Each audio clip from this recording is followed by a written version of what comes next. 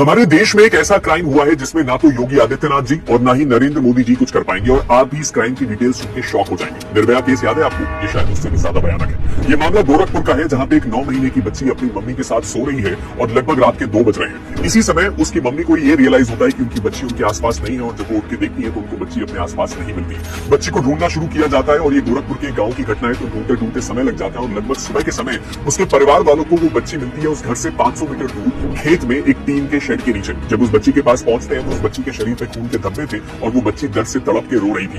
उस बच्ची को तुरंत कम्युनिटी हेल्थ सेंटर ले जाया जाता है, जहां से वहां के डॉक्टर्स उसको मेन अस्पताल भेज देते हैं। मेन अस्पताल के डॉक्टर्स ये बताते हैं कि इस बच्ची के साथ सेक्सुअल असॉल्ट हुआ है और उस बच्ची के साथ रेप कमिट किया गया है।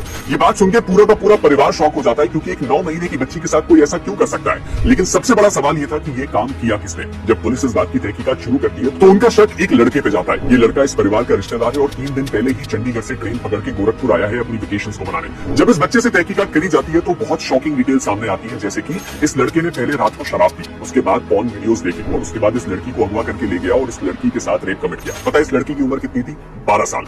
अब इस बच्चे के साथ जब और तहकीकात करी जाती है तो पता चलता है कि इसके फोन के अंदर 50 से ज्यादा पॉर्न वीडियोस हैं और 100 से ज्यादा पॉर्न साइट्स पे एक्सेस है और इस परिस्थिति में इस बच्चे के साथ आगे की तहकीकात करी जा रही है। अब सबसे बड़ी शॉकिंग बात यह है कि निर्भया केस के बाद हमारे देश में रूल बना था कि 16 साल से ऊपर का अगर कोई जुवेनाइल है तो उस परिस्थिति में उसको अडल्ट की तरह ट्राई किया जा सकता है। लेकिन ये लड़का तो अभी 12 साल का है। जुवेनाइल जस्टिस एक्ट के तहत हो सकता है कि कुछ सालों की सजा लेके भी करेक्शनल होम जाके लड़का छूट जाए, लेकिन सवाल ये है कि क्या इस परिस्थिति में इस लड़के को सजा मिलनी चाहिए या नहीं। और अभी ये पूरा मामला इन्वेस्टिगेटिव स्टेज पे है, तो हमें आगे देखना होगा कि इसके अंदर और क्या क्या डिटेल सामने आती है। क्या लगता है आपको इस केस के बारे में? आप नीचे कमेंट सेक्शन में जरूर बताइए।